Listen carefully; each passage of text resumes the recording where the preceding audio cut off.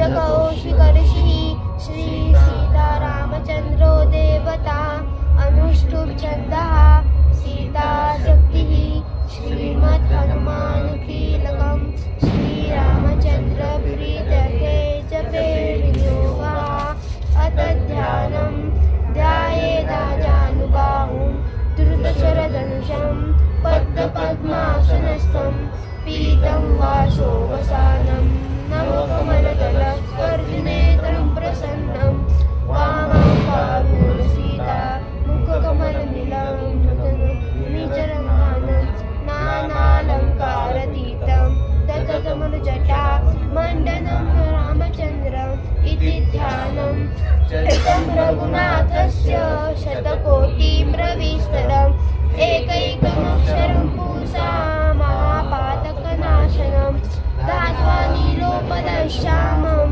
रामं राजीवलोचनं जानकी लक्ष्मणोपेदेतं जटामुकुटमण्डितं सासीतूणधनुर्बाण पाणिं नक्तं चराङ्कतं स्वलीलया जगत्प्रातुः आविर्भूतं वचं विभुं रामरक्षापथे प्राज्ञा पापग्नि सर्वकामदा शिरो मे राघवं पातु बालं दशरथात्मजः कौसल्ययो दिशो पातु विश्वामित्रप्रियश्रुति घ्राणं पातुमुखत्राता मुखं सौमित्रिवत्सलः जिह्वा विद्यानिधग्पातु कण्ठं भरतवन्दितः स्कन्धो दिव्यायुधः पातु भुजो भग्नेशकामृतः करौ सीतापतिः पातु हृदयं जामदग्नचित् मध्यं पातु करध्वंसी नाभिं जाम्बवदाश्रयः सुग्रीवे शबरी पातु शक्तिनी हनुमत्प्रभु ऊरु रघुतमः पातु रक्षक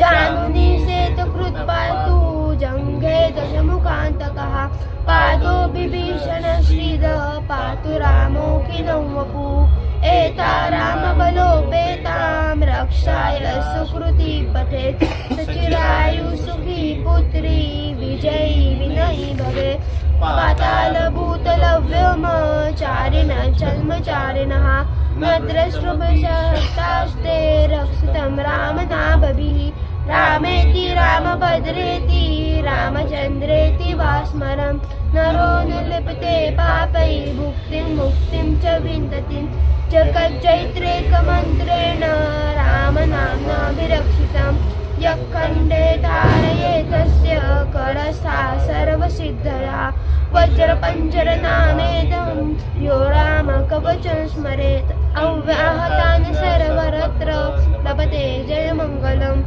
आदिष्टवा यथा स्वप्ने राम रक्षामि मां हरः तथा लिखितान् प्रातः प्रबुद्धो बुधकौशिकः आरामकल्पवृक्षाणां विराम सकलापदा अभिमानस्त्रीलोकानां राम श्रीमासनः प्रभुः तरुणौ रूपसम्पन्नौ सुकुमारौ महाबलौ पुण्डरीकविशालाक्षौ चिरकृष्णाजिनाम्बरौ अलमोशाशिनोदान्तौ अपसौ ब्रह्मचारिणौ पुत्रौ दशरथस्येतौ भ्रातरौ रामलक्ष्मणौ शरण्यः सर्वसत्त्वानां श्रेष्ठो सर्वधनुष्मतां रक्षक कुलविहन्तारौ त्रायेतान्यो रघुतरम् आतसच्च धनुषा विशस्पृशुका वक्षया सुगणसङ्गिनौ रक्षणाय मम राम लक्षणाय वक्रतपति सदैव रक्षता